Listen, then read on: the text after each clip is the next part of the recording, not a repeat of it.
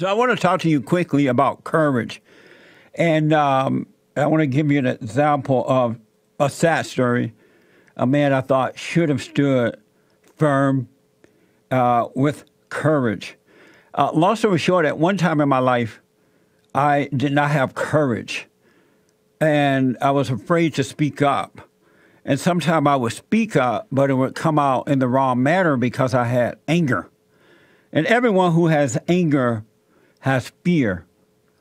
And my anger was holding me back in life because I was not able at all times to speak the truth, whether it's to my parents, to my friends, to whomever.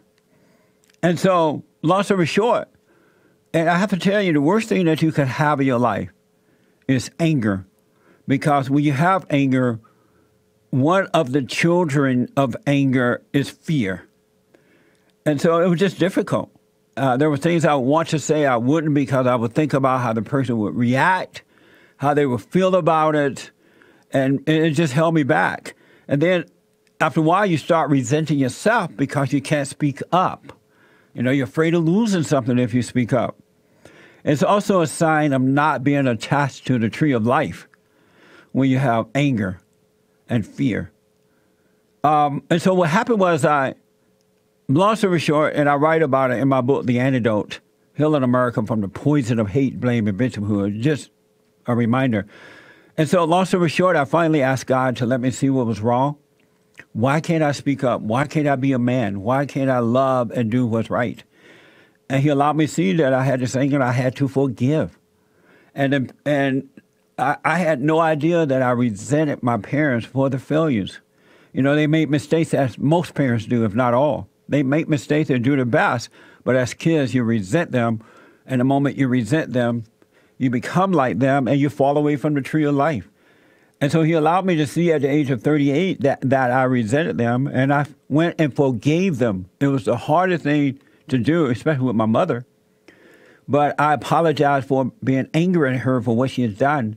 And then in that very moment, God forgave me, and he took away my anger. I don't have that identity anymore. And as a result of that, he took away fear. Perfect love cast out fear. So he took it away, and I've not been the same since. I love what's right with all my heart, soul, and might, more than anything or anybody or anything else on this side of heaven. And it's just so amazing because when you love what's right, God is with you. And when the children of the lie who love what's wrong come after you, you can stand strong because you have that authority. There's this guy by the name of Alejandro Villanueva. Yep. Villanueva. Yes! You have no idea how many times I had to go over that with my engineer and with my producer. Well, one player, this guy stood for the national anthem while his team hid in the locker room like little cowards. And Alejandro is a former Army Ranger in the Pittsburgh Steelers. So this guy, he came out of the locker room.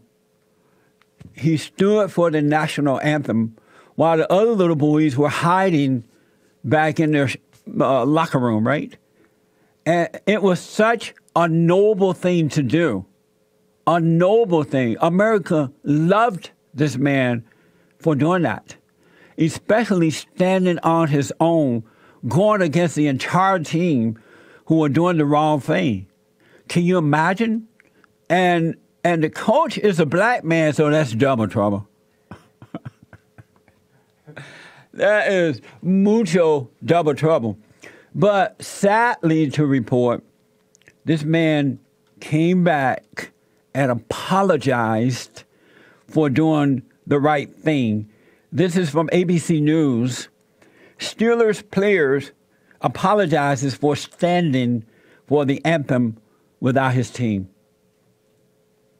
I've made Coach Tomlin look bad, and that is my fault, and that is my fault only. I've made my teammates look bad, and that is my fault only.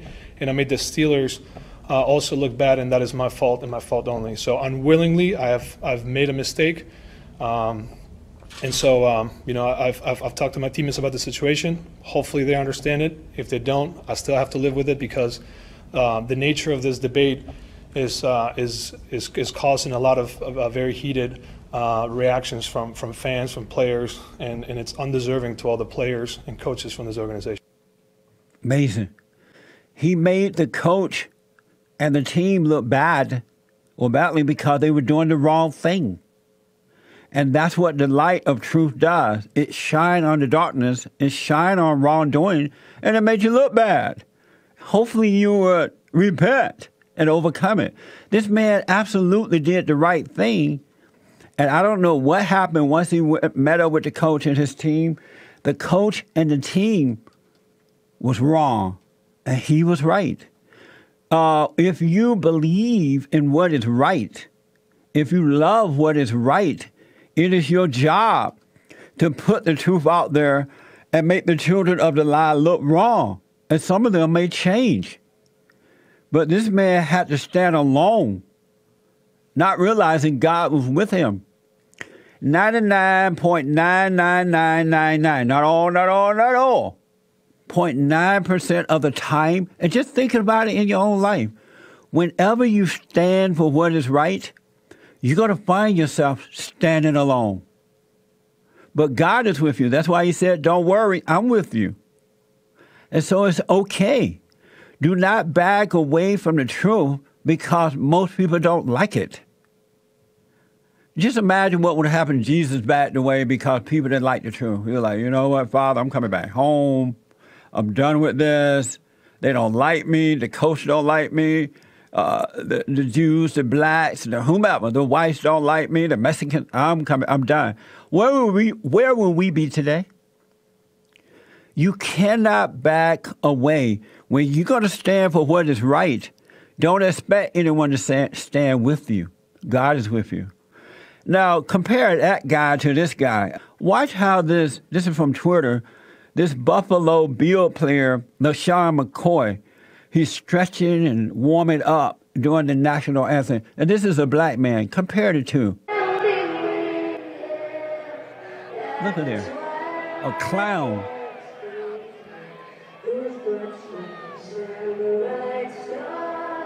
His mama raised him this way, that way. So who would you rather hang out with, Alejandro or this clown from the Buffalo Bill player, LaShawn McCoy? That's a grown man acting that way. That's an adult. But you know, this is the hatred in his heart that started in his home, and he's been told that it's the white man.